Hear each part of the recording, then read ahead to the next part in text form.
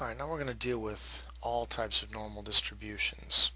So any normal distribution can be converted to standard normal, again by using our formula, taking the value of x, subtracting the mean, and then taking that quantity and dividing by the standard deviation.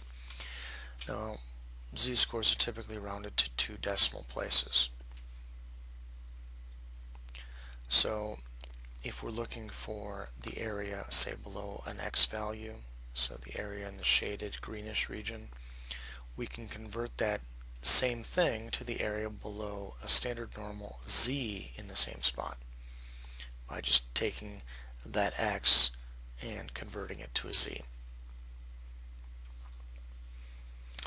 Alright, here we have an example, and I'll use this in just a moment. Alright, so we're looking for the probability that the x value is less than 174, given that the mean is 172 of this normal distribution and the standard deviation is 29. So 172 will be dead center, and 174 is slightly above that, and we're looking for the area below it. So converting that to a z, we take the x value, which is 174, subtract our mean, 172, and that comes out to be 2 over 29, or about 0.07. So we look for the area below 0.07, so I'll calculate that and show you how this 0.5279 came about. So we're looking for the area, so we're going to use a normal CDF, which is in the second vars, which gives us a distribution. Normal CDF, our low, negative E, which is second comma, 99, and then the comma, 0.07. So this gives us the value all the way from negative infinity to positive 0.07.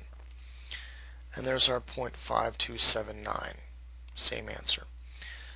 Now, there's another method that you can use in normal CDF. It takes actually 4 values. If you leave the last 2 blank, it assumes that you're dealing with the standard normal distribution, which we were. We had the z and that was fine. However, if you add in the mean and the standard deviation after the 2 values, then you're treating it as just a regular normal distribution with those parameters, mu and sigma. So to calculate this probability exactly without having to go through the steps by hand, we'll get a more accurate count. So x less than 174, we're going negative infinity to 174. Our low would be, again, still negative E99. Our high is 174. So second vars, normal CDF, negative E99, comma 174. We give it another comma and give it the mean mu, in this case 172. And finally the standard deviation 29. So we're telling it that this normal distribution has a mean of 172 and a standard deviation of 29. So it's going to do this calculation for us, but instead of using 0.07, it's going to use whatever the actual value is. Ours is clearly rounded. The actual value is very, very close. This was 0.5279. The actual area is 0.5275.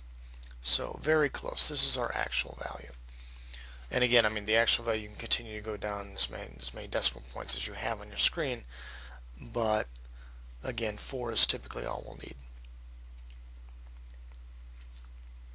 Alright, the other type of calculation is when dealing with a percentile or an area to the left. So this area is 0.9950 to the left, and I will show you how to calculate the z if we wanted to. Second vars, inverse norm, because we're looking for the z value. Eventually we'll do the x as well. So to find this 2.575, we put in this 0.9950.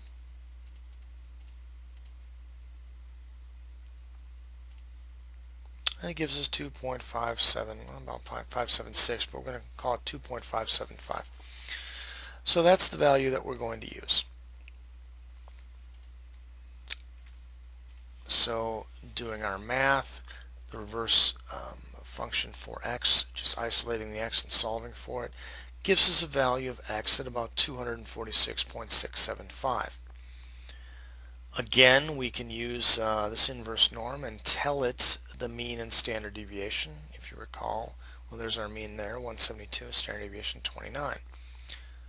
So we'll use the inverse norm function. We're going to tell it the area to the left again, so 0.9950, comma, give it the mean and standard deviation. So 172, comma, 29.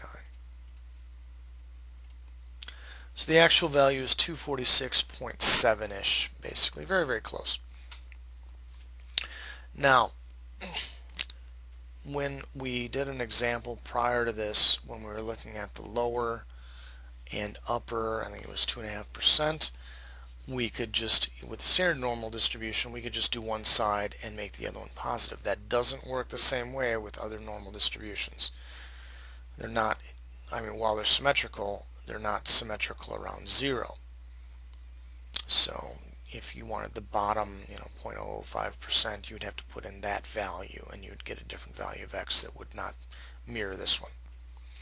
But these are the functions. Again, normal CDF to calculate an area. Inverse norm when you have an area to the left specifically, you would or have to engineer it that way. And then in this case you give the mean and standard deviation afterwards.